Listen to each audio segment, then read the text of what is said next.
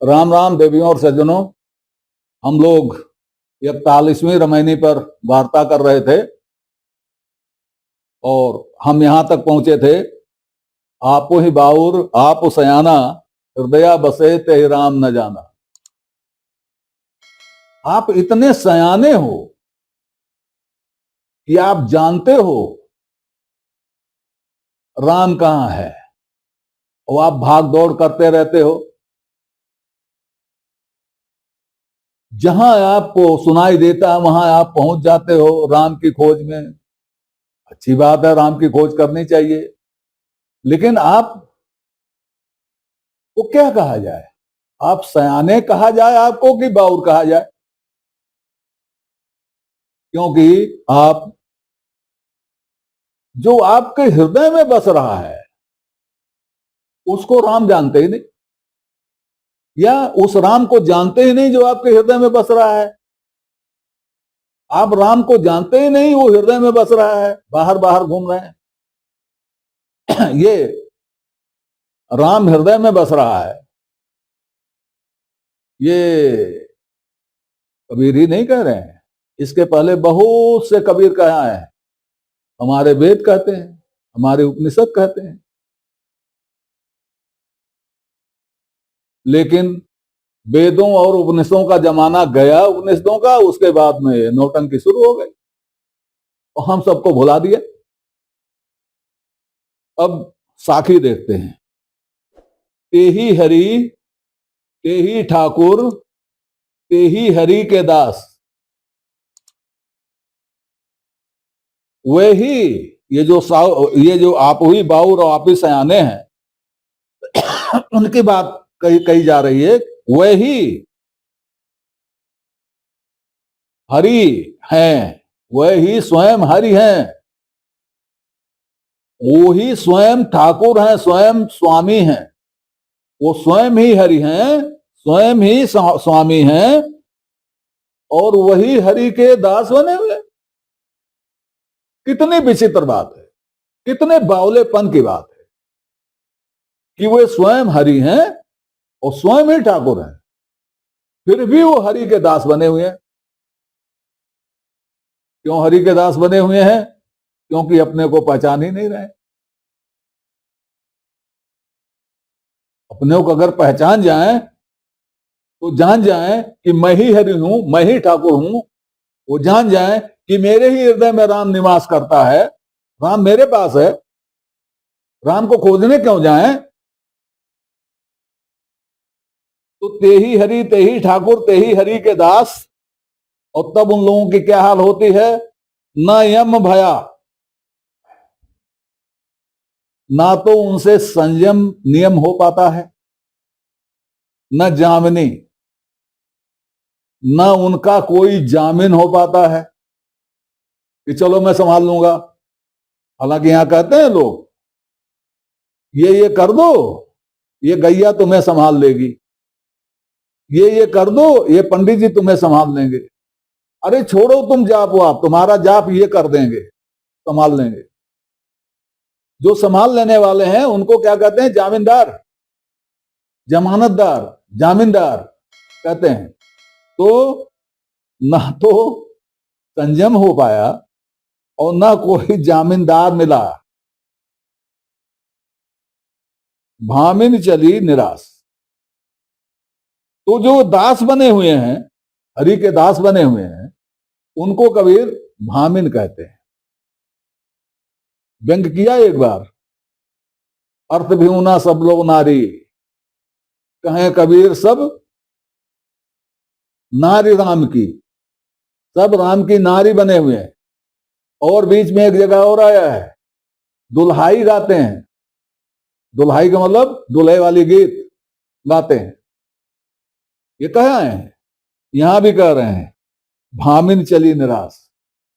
और ये दुल्हाई गाने वाली, ये नारी बनी हुई, ये दासी बनी हुई, ये दास बना हुआ निराश होके चला जाता है इस दुनिया से, फिर लौट के आता है।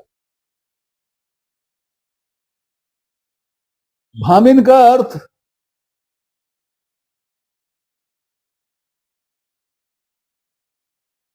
आत्मा भी कह सकते हैं। आत्मा स्त्रीलिंग है, इसलिए हिंदी में तो भामिन कहा जा सकता है आत्मा को, संस्कृत में नहीं कहा जा सकता, हिंदी में कहा जा सकता है भामिन। आत्मा निराश होकर चली गई। आखिर में दुख किसको होता है, निराशा किसको होती है? इस शरीर को निराशा नहीं होती, इन इंद्रियों को निराशा नहीं होती, मन को निराशा नहीं होती।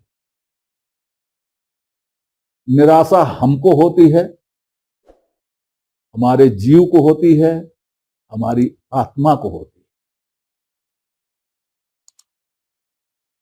तो जीव तो रमता है, उससे कोई मतलब नहीं, हम अपने को जान ही नहीं पाए। तो हमारी कहते हैं नहीं कि आत्मा को कष्ट हो गया, आत्मा कष्टित हो गई, आत्मा दुखी हो गई, तो आत्मा दुखी हो जाती है।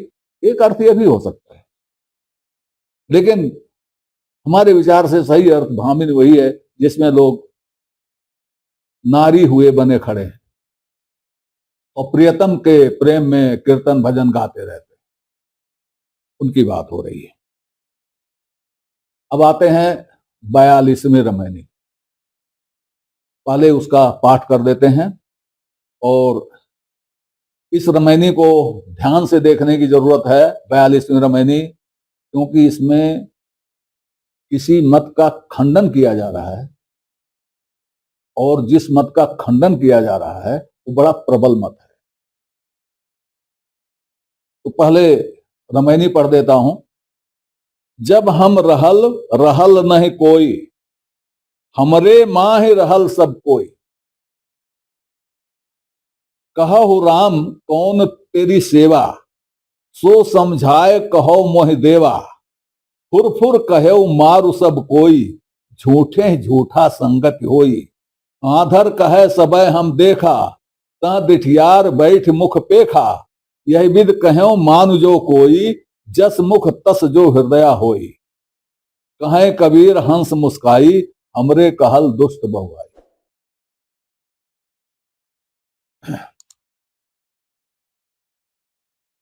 अद्वैत ब्रह्मवादियों का सिद्धांत है कि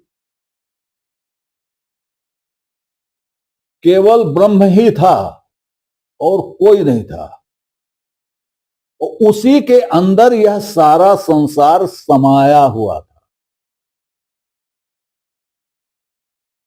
तो ब्रह्म की इच्छा हुई, तो जब ब्रह्म की इच्छा हुई तब यह संसार ब्रह्म से निकला, और अंततः यह संसार जगत ब्रह्म में ही समा जाएगा। यह उनका सिद्धांत मोटा मोटी। इसी सिद्धांत पर तमाम कहानियां गढ़ी गई हैं। कबीर उस सिद्धांत की बात कर रहे हैं, संकेत कर रहे हैं, पूरा सिद्धांत नहीं कर रहे हैं, उस सिद्धांत पर संकेत कर रहे हैं। और वो सिद्धांत हमको समझना होगा, जिससे कह रहे हैं उसको समझना होगा। ये कैसे पता चलता है कि उसी सिद्धांत की बात कर रहे हैं? जब हम रहल रहल नहीं कोई। एक और बात है, लोग ब्रह्म को बोलवाते घूमते हैं। ब्रह्म बोल रहा है, जब इच्छा कर सकता है तो बोल भी सकता है, जब इच्छा कर सकता है तो बोल तो सकता है। जब हम रहल रहल नहीं कोई, हमरे माह रहल सब कोई, ये ब्रह्म कह रहा है, या अद्वैत ब्रह्मवादी कह रहा है,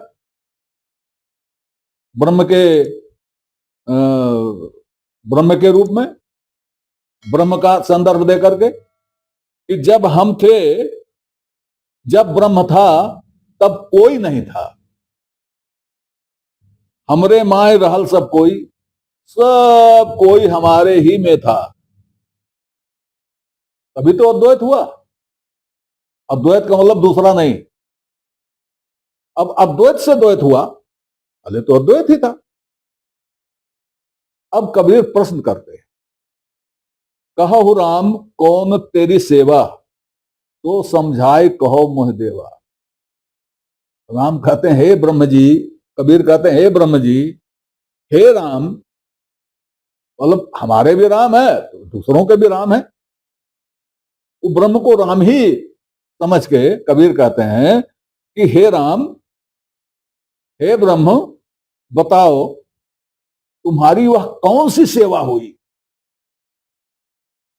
वो मुझसे समझा के कहो। अब ये इतनी बातें ये कोड में कही जा रही, क्योंकि कहानी देखिए, उनकी कहानी क्या है।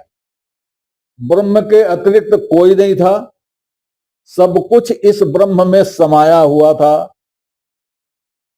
फिर ब्रह्म की इच्छा हुई, और जैसे उदाहरण देते हैं, जैसे बरगद के बीज में बहुत बड़ा बरगद छुपा होता है, वैसे ही ब्रह्म की इच्छा हुई, तब ब्रह्म बीज से ये सारा जगत वट वृक्ष की तरह प्रकट हो गया। अब ठीक है, वट वृक्ष होता है, उसमें गोदा होता है, उसमें बीज होता है, उसी बीज से उग करके वट वृक्ष हो जाता है। तो बीज में वट वृक्ष है, ठीक है, वट वृक्ष है। कबीर ने भी एक साखी में कहा है, राई ते पर्वत करे पर्वत राई में।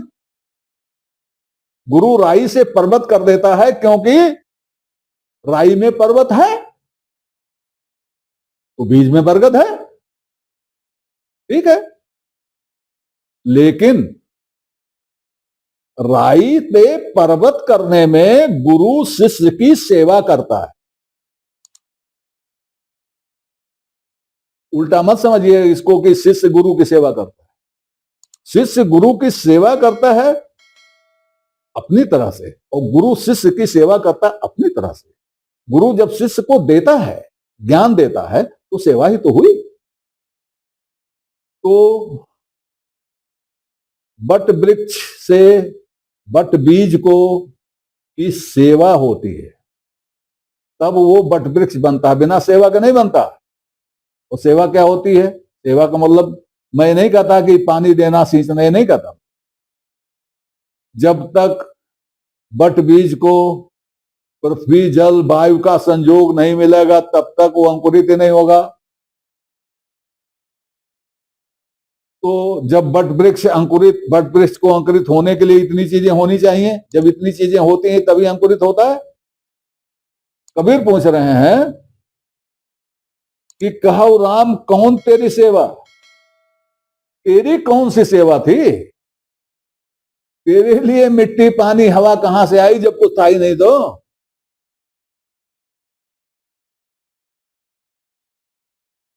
अब इसका जवाब कैसे हो सकता है, क्या हो सकता है? ये एक ऐसा सत्य है जिसको तर्क कह करके और धर्म विरुद्ध कह करके और वेद विरुद्ध कह करके भले निकल लिया जाए, अन्यथा निकला नहीं जा सकता। क्योंकि ब्रह्म जो है वो शुद्ध बुद्ध चेतन है। उस शुद्ध बुद्ध चेतन ने अपने अंदर ये जो है त्रिगुण रूपी संसार, माया रूपी संसार कैसे बंद कर रखा भाई? ये कैसे संभव है? शुद्ध बुद्ध चेतन अपने में ये जगत बंद कर रखा। जगत जैसी चीज जो एक तो आप कहते हो असत्य है, मिथ्या है, और फिर कहते हो वो बंद है। आप ही कहते हो त्रिगुणात्मक है, और आप ही उसको जो है सदचिद आनंद रूप ब्रह्म के अंदर बता देते हो। तो सदचिद आनंद वह ब्रह्म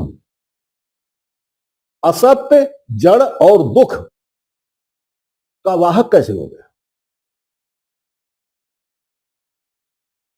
ये प्रश्न बहुत जटिल हैं और बहुत कटु हैं। तो कबीर कहते हैं कहु राम कौन तेरी सेवा, सो समझाए कहो मोहि देवा, फुर फुर कहो मारु सब कोई। अगर सच्ची बात कही जाती है तो लोग मारने दौड़ते हैं। झूठे झूठा संगत होई, झूठे लोग झूठों के बीच में बैठ करके सत्संग कर रहे हैं। फुरफुर कहता हूं तो उसको सब लोग मारने के लिए दौड़ते हैं। और कई जगह कहा है कबीर ने, सांच कहो तो मारन धामे। अब ये सच्ची बात कहां हजम होगी? ब्रह्मवादियों को कहां हजम होगी? परंपरावादियों में कहां हजम होगी? हमको और आपको कहां हजम होगी? लेकिन जवाब तो देना पड़ेगा, और कबीर के इस तर्क का जवाब है नहीं। आज इतना ही, आगे इस पर और चर्चा होगी। तब तक के लिए नमस्कार। आपसे निवेदन है कि श्रृंखला को अपनी लाइक दें, इसको सब्सक्राइब करें और कमेंट बॉक्स में जाकर अपनी टिप्पणी प्रस्तुत करें, अपनी जिज्ञासा व्यक्त करें, अपने प्रश्न पूछें।